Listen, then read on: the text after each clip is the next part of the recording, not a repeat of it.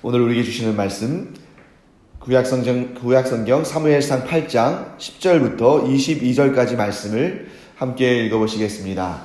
사무엘이 왕을 요구하는 백성에게 여호와의 모든 말씀을 말하여 이르되 너희를 다스릴 왕의 제도는 이러하니라. 그가 너희 아들들을 데려다가 그의 병거와 말을 어거하게 하리니 그들이 그 병거 앞에서 달릴 것이며 그가 또 너희의 아들들을 천부장과 150부장을 삼을 것이며 자기 밭을 갈게 하고 자기 추수를 하게 할 것이며 자기 무기와 병거의 장비도 만들게 할 것이며 그가 또 너희의 딸들을 데려다가 향료 만드는 자와 요리하는 자와 떡 굽는 자로 삼을 것이며 그가 또 너희의 밭과 포도원과 감람원에서 제일 좋은 것을 가져다가 자기의 신하들에게 줄 것이며 그가 또 너희의 곡식과 포도원의 소산의 11조를 거두어 자기의 관리와 신하에게 줄 것이며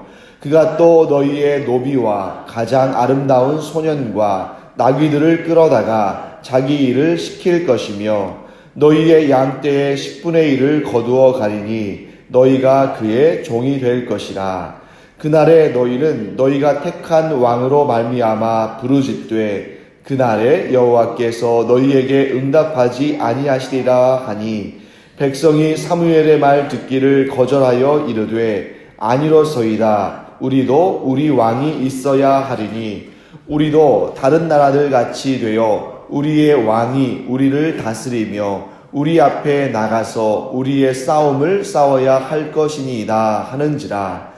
사무엘이 백성의 말을 다 듣고 여호와께 아뢰매 여호와께서 사무엘에게 이르시되 그들의 말을 들어 왕을 세우라 하시니 사무엘이 이스라엘 사람들에게 이르되 너희는 각기 성읍으로 돌아가라 하니라. 아멘. 이제 사무엘 선지자가 이스라엘 백성들이 주변 나라들처럼 우리에게 왕을 달라라고 요구했을 때 여호와 하나님께서 알려주신 왕의 제도에 대해서 쭉 설명을 합니다. 그래서 그 몇 가지를 한번 우리가 살펴보겠습니다. 첫 번째는 왕의 제도가 세워지면 징병제도가 생긴다 하는 것이죠. 물론 사사시대에도 군대가 있었습니까? 없었습니까? 있었죠. 그래서 이 군대의 조직에 대한 그 원천적인 그런 출발점은 어디냐면 이제 이스라엘 백성들이 출애굽해서 나올 때죠. 출애굽해서 나오면서 이제 광야를 이렇게 떠도는데 그때 민수기를 보시면 이 민수기가 그 백성민자의 그러니까 우리 수를 세다 할 때 그 숫자죠. 그래서 또 영어로는 민수기가 이제 numbers 이렇게 돼요. 숫자라는 뜻인데 민수기에 2번 인구조사가 나오죠. 앞에 한 번, 뒤에 한 번, 2번 인구조사가 나오는데 대략 한 60만 명이 조금 넘습니다. 근데 이스라엘 백성들이 60만이 좀 넘는다 했을 때 많은 분들이 이스라엘의 인구를 60만 명 정도로 출애굽할 때 이스라엘의 인구를 대략 한 60만 명 정도로 보는데 그건 잘못된 것이죠. 왜냐하면 거기에서 60만이라고 하는 것이 사실은 뭘 의미하냐면 장정. 거기에서 장정은 이제 이 출애굽 당시의 장정은 뭘 의미하냐면 군사로서 이 전쟁을 할 수 있는 그런 남성들의 수를 의미하는 것입니다. 그리고 나중에 가서는 또 이제 이 장정의 수가 곧 뭘 의미하냐면 세금을 낼 수 있는 사람들의 수를 의미하기도 합니다. 자, 그렇기 때문에 출애굽 당시에도 이미 이 군사에 동원할 수 있는 사람들을 계수했기 때문에 군사 제도가 왕정 이후에 생긴 것은 아닌 거죠. 원래부터 있었던 것입니다. 그런데 문제는 뭐냐면 사사시대에는 이 군사가 상시 존재하는 것이 아니라 이 나라가 위기에 처했을 때 우리가 나가서 싸우자 하고 사사가 외치면 그들이 이제 밭을 갈다가 또는 양을 치다가 나와서 전쟁을 하는 거죠. 반면에 이제 왕의 제도가 세워지면 이 왕이 자기의 권력과 자기의 그 통치함을 유지하기 위해서 어떻게 합니까? 항상 군대 제도를 상비적으로 준비시켜 놓고 항상 언제든지 전쟁할 수 있는 태세를 갖추는 거죠.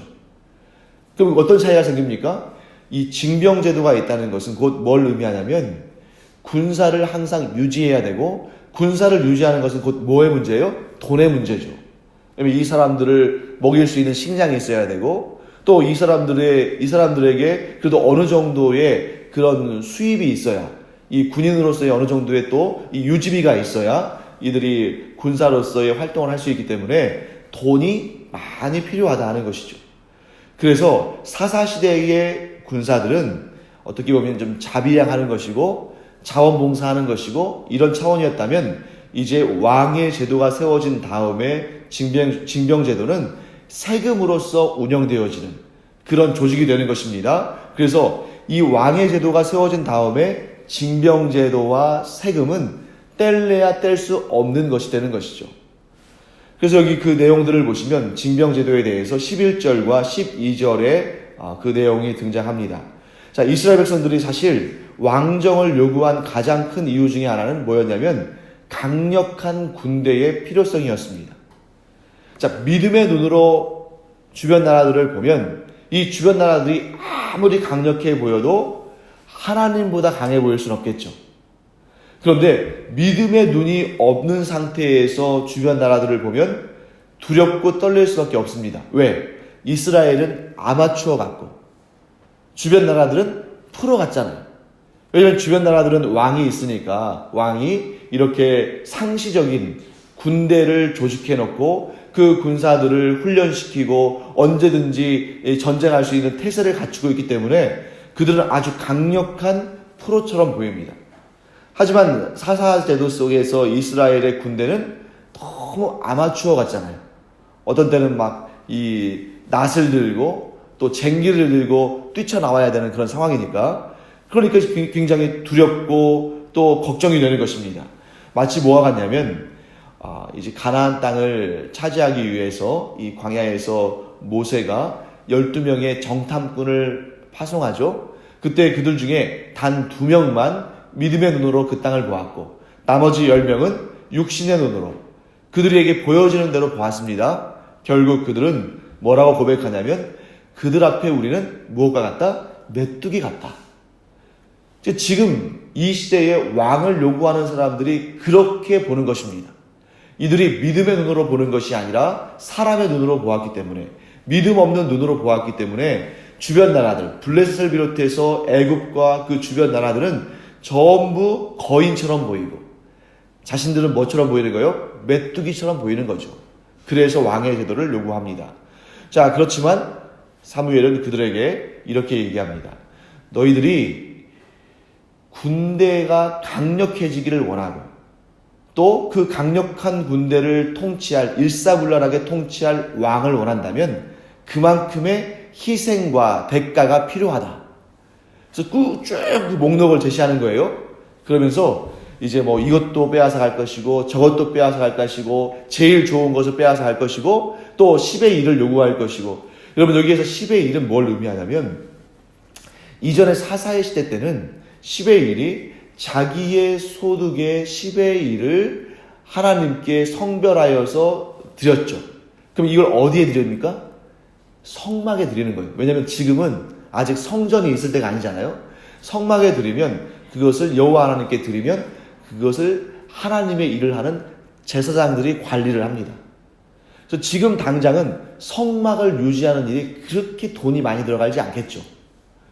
그럼 나중에 이제 성전이 세워지면 조금 더 많이 들어가겠죠. 왜냐면 규모가 커지니까. 그래서 이 11조의 용도는 뭐냐면 하나님의 거룩한 일을 행함에 있어서 필요한 경비들을 내는 것입니다.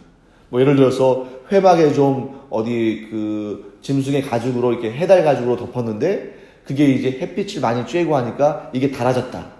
그러면 새로운 해달 가죽으로 덮어서 비가 와도 젖지 않게끔 만들어야겠죠. 그리고 또 성전 같은 경우에는 돌과 나무들을 가지고 만들었기 때문에 상당히 견고합니다만, 그러나 그 돌도 어떨 때는 뭐 무너질 때가 있고 나무도 부식될 때가 있겠죠. 그런 것들을 새 것들로 만들고, 그래서 성전과 회막을 이렇게 유지하는, 관리하는 그런 비용들이 있을 것이고, 또 하나님의 일을 하는, 그래서 이스라엘 백성들의 나머지 지파들은 전부 땅을 기업으로 받았지만 땅을 기업으로 받지 못한 그 제사장들과 레위인들의 그들의 생활을 공급하고, 또 거기에 또 무엇이 있습니까? 가난하고 궁핍한 자들, 사회적으로 특별한 관심이 필요한 자들에게 필요한 것들을 공급하고, 이런 일들이 성막과 성전을 중심으로 이루어졌는데, 왕의 제도가 이루어지면 어떻게 될까요? 그 정도 규모가 아니죠. 그러니까 하나님께 드릴 것은 여전히 드려지는데, 거기에다가 왕에게 줄 것도 생기고, 또 왕에게 주는 것은 그 액수가 어마어마할 수밖에 없습니다. 왜냐하면 왕과 그의 가족만 부양하는 것이 아니라, 왕과 그의 가족들에게 필요한 것들만 주는 것이 아니라, 이제는 본격적으로 제도가 세워지고 조직이 세워지니까 이 왕의 신하들에게 줄 녹봉도 백성들이 바쳐야 되는 겁니다. 그러니까 이전에는 여호와 하나님께 자기의 소득의 10의 1 정도를 드리면 그걸 가지고 다 해결되던 일이, 이제는 10의 1만으로 되는 것이 아니라 어떨 때는 10의 3, 10의 5, 10의 7까지도 이렇게 나라에 드려야만 하는 것인데, 그렇게 해서도 만족하지 못하죠. 왕이 계속 이런저런 것들을 요구합니다. 그래서 13절 말씀 보시면 이런 내용도 나오죠. 남성들에게만 요구하는 것이 아니라, 남성들에게 세금을 요구하고 남성들에게 징병을 요구하고 이 정도로 그치는 것이 아니라 여성들도 노동 착취를 당하는 그런 현상이 발생합니다. 그래서 기본적으로 사사시대 때는 여성들에게는 세금의 부담도 없었고 또 전쟁에 나가지도 않았고 이랬는데, 이제는 여성들도 전쟁에 투입됩니다. 물론 앞에 나가서 막 칼을 들고 활을 들고 싸우지는 않죠. 하지만 그 많은 군사들이 먹을 것을 준비하고, 또 아직 전시가 아닌 상황 가운데서도 향료를 만들고 요리를 하고 떡을 구워서 왕에게 바치고, 이런 많은 일들, 귀족과 군대에 필요한 것들을 제공하고 이런 일들을 해야 한다는 것이죠. 그래서 이런 모든 일들이 노동도 마찬가지고 세금도 마찬가지고, 이전에 왕의 제도가 없었을 때에는 기쁜 마음으로 자발적으로 거룩한 용도로 이렇게 하던 사람들이 이제는 억지로 하게 되는 것입니다. 마치 뭐와 같냐면, 범죄 이전에, 죄악이 이 세상에 들어오기 이전에 아담이 땅을 경작하고 또 모든 생물들을 다스리는 그런 역할을 할 때 기쁨과 감사함과 즐거움으로 충만한 가운데 그런 일을 했을 거예요. 그런데 이제 아담과 하와가 범죄한 이후에, 타락한 이후에, 죄가 이 세상에 들어온 다음에는 똑같은 일을 해도 즐겁지 않고 감사하지 않고 억지로 힘들게 한다는 것입니다. 이런 차이가 사사제도와 왕의 제도 사이에 발생하는 것입니다. 자, 그러면 여러분, 이 사사시대와 왕정시대가 무엇 때문에 그러한 차이가 발생하는가 하는 것을 이 시간 우리가 간단히 한번 살펴보기를 바랍니다. 하나님은 이렇게 말씀하십니다. 사사시대에는 온 이스라엘 백성들이 오직 하나님만 주인 삼고 살았기 때문에 하나님만 섬기고 모든 사람들은 하나님의 종이 된 것입니다. 그런데 이제 그 제도를 버리고자 하는 거예요. 자, 하나님만 주인 삼고 모든 사람들이 하나님 앞에 종이 되었다는 것은, 종이라는 말 자체가 뉘앙스가 그렇게 좋지 않지만, 그런데 이 제도를 잘 살펴보면 이 세상에 이만한 제도가 없었다는 것을 우리가 알게 됩니다. 왜냐하면 그 사사시대 때 이스라엘의 그 제도를 잘 보세요. 그리고 그 주변 나라들의 제도를 잘 보십시오. 블레셋에 왕이 있습니까? 없습니까? 자, 블레셋을 우리가 앞에 블레셋과의 전쟁을 통해서 볼 때 블레셋의 방백들이라고 나와있죠. 이 방백들이 이 각각의 5개의 도시국가들의 왕인 것입니다. 그래서 그 왕들이 모여서 나라를 통치하는 것이죠. 애굽에도 왕이 있습니다. 그런데 이 왕이 있다는 것은 곧 뭘 의미하냐면 이 나라에 신분 제도가 생겼다는 걸 의미하는 거죠. 그러니까 왕 있고 그 다음에 모든 사람들이 왕 아래서 평등하다, 이게 아닌 거예요. 왕이 있으면 그 다음에 귀족이 있고, 귀족 아래에 자유자들, 즉 귀족까지는 아니지만 그래도 이렇게 노비가 아닌 사람들, 자유자들이 있고 그 아래에 노비들이 있습니다. 그래서 왕의 통치를 받는 사람들이 자기들도 아래에 있는 사람들을 통치하고 이런 식입니다. 그런데 이스라엘을 보세요. 이스라엘은 신분제도가 없었던 유일한 나라입니다. 이 사사시대 때 이스라엘은 신분제도가 없어요. 심지어 하나님께서 율법을 주시면서 뭐라고 말씀하시냐면 너희가 너희 형제들을 종으로 삼지 말아라. 혹여라도 그 사람이 경제적으로 좀 어려움이 있어서 그래서 먹고 살 수 없기 때문에 너희들에게 와서 종이 되기를 원하면 그 경제적인 이유 때문에는 받아주긴 하지만 그나마도 6년간 그의 노동을 삭스로 얻은 다음에 이 사람들이 돈을 꾸었을 거 아닙니까? 그러니까 6년간은 그 돈의 원금과 이자 삼아서 그가 일하게 하지만 7년째 희년에는 그를 다시 자유자가 되게 해라. 여러분 전 세계에 이런 제도는 없는 거죠.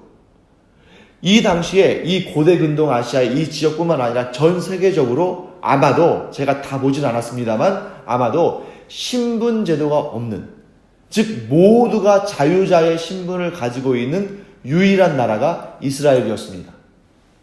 그런데 이 역사상 가장 훌륭하고 가장 자랑스러운, 즉 모든 사람들이 다 자유자이고 그 누구도, 그러니까 우리가 이런 말 하잖아요. 사람 위에 사람 없고 사람 밑에 사람 없다. 그런데 이런 제도는 오직 어디에서만? 이스라엘에서만 발견된 것입니다.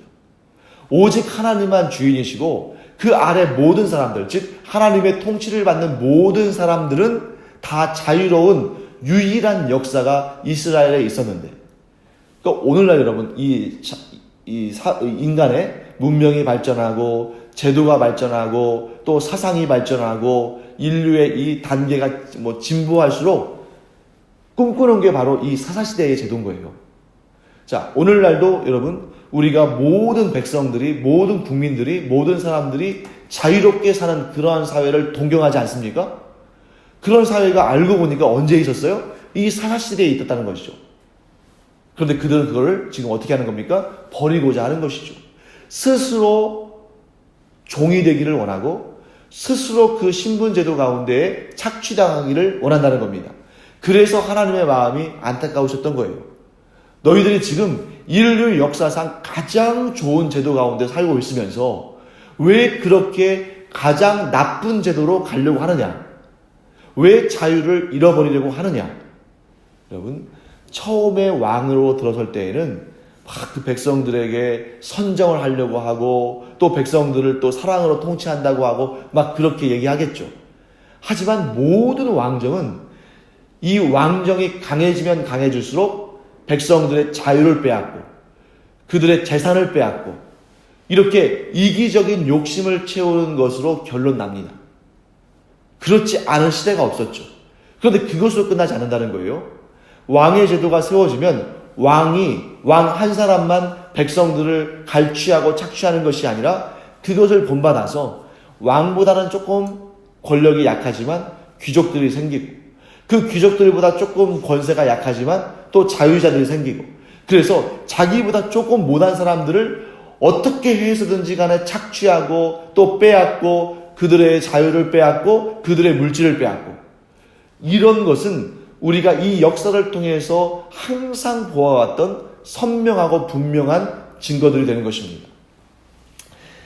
자, 이제 왕의 제도를 요구한다는 것은 서로가 서로를 종으로 삼고 또 서로가 서로의 자유를 빼앗고자 하고 서로가 서로를 착취하는 시대가 열린 것이죠. 이것을 하나님께서는 안타깝게 여기신 것입니다. 자, 이제 이 말씀을 좀 마무리하겠습니다. 왕을 요구한다는 것은 곧 무엇을 의미하냐면 인간의 그 타락한 본성을 끄집어내서 그로 말미암아 힘 있는 자가 힘이 없는 자를 지배하고 많이 가진 자가 적게 가진 자를 착취하고 그러면서 이렇게 힘이 없고 연약한 자들은 마냥 고통을 당하고 힘이 있고 권세가 있는 자들은 마냥 그 모든 이익들을 빼앗아가는 이런 시대가 열렸다는 것을 봅니다. 그래서 세상의 통치자는 사람들에게 소중한 것을 취해서 자기의 욕심을 채우지만 그러나 이 세상의 통치자가 아닌 하나님은 자신의 것을 내어주시는 분이시다. 즉 세상의 왕은 어떻게 해서든지 간에 착취하고 빼앗고 자기의 욕심을 채우려고 하는 존재이지만 하나님은 자신의 것을 우리에게 내어주시는 분이시다. 그래서 그 독생자 아들 예수 그리스도의 생명까지도 아낌없이 주신 하나님은 다른 모든 것들도 은혜로 주시는 분이시다 하는 것을 우리가 선명하게 알 수 있는 것입니다.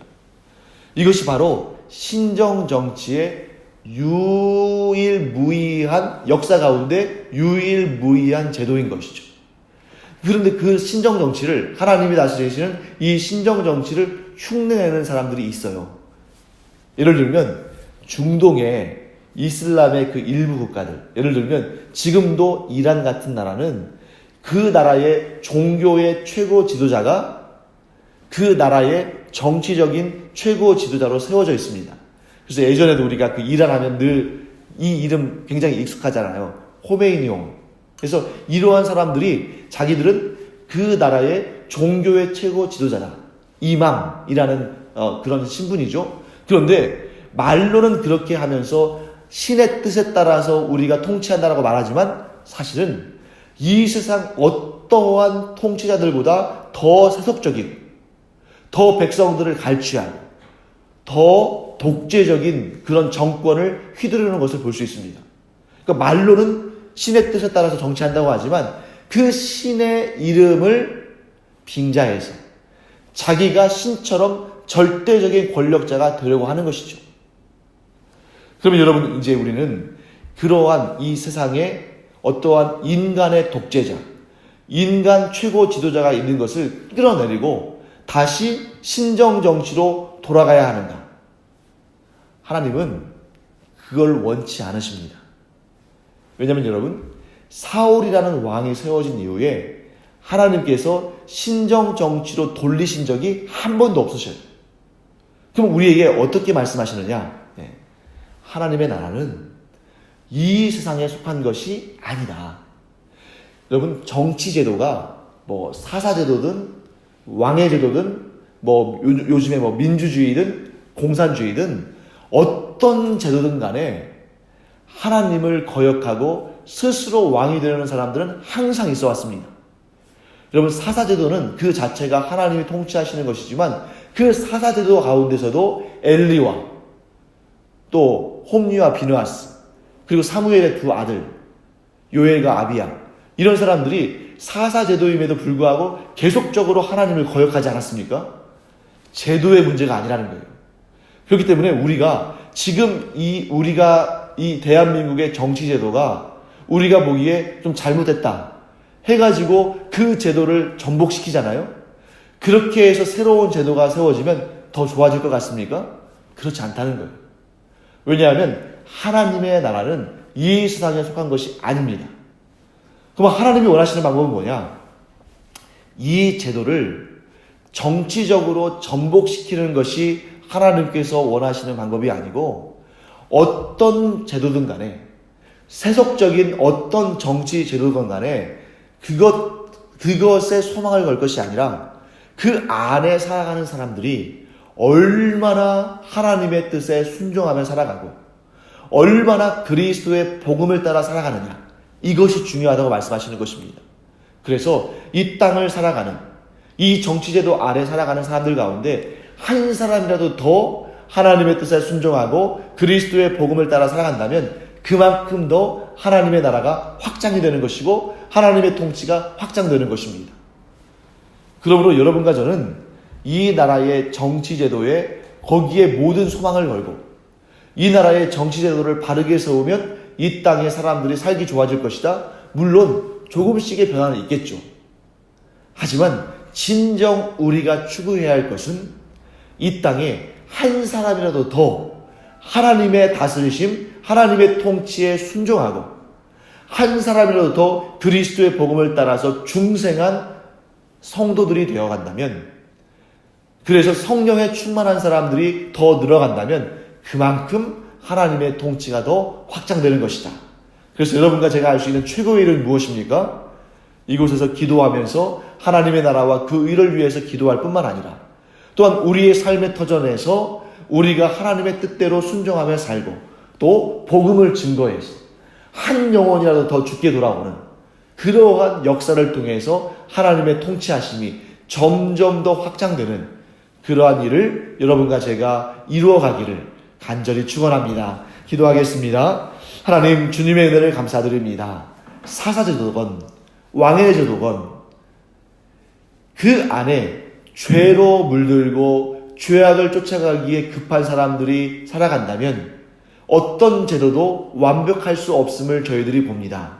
하나님, 저희는 힘써 하나님의 나라와 그 의를 위하여 기도하고 우리의 삶의 그 자리에서 우리가 하나님의 사람들로 하나님의 뜻에 순종하며 살아가며 또한 복음을 증거하고 전도함으로 말미암아 하나님의 통치하심이 이 땅에 더 확장되는 그 일을 위해 힘쓰는 주의 종들이 되게 하여 주시옵소서. 감사드리며 예수님의 이름으로 축복하며 기도합니다. 아멘. 이제는 우리 주 예수 그리스도의 은혜와 하나님 아버지의 무한하신 사랑과 성령의 감동, 감화, 위로, 교통하심이 이 시간 하나님만을 섬기며 하나님 말씀에 순종하고 하나님의 그 통치하심에 우리의 모든 것을 드림으로 말미암아 이 땅에 하나님의 나라가 확장되기를 원하는 주님의 사랑하시는 자녀들 위에 이제로부터 영원토록 함께 있을지어다. 아멘. 이 시간 우리 기도할 때에 하나님의 통치하심이 하나님의 다스리심이 이 세상에 더 넓고 더 풍성하게 이루어지기를 기도할 때 우리에게 하나님의 그 은혜와 복이 충만히 임할 줄 믿습니다. 기도하겠습니다.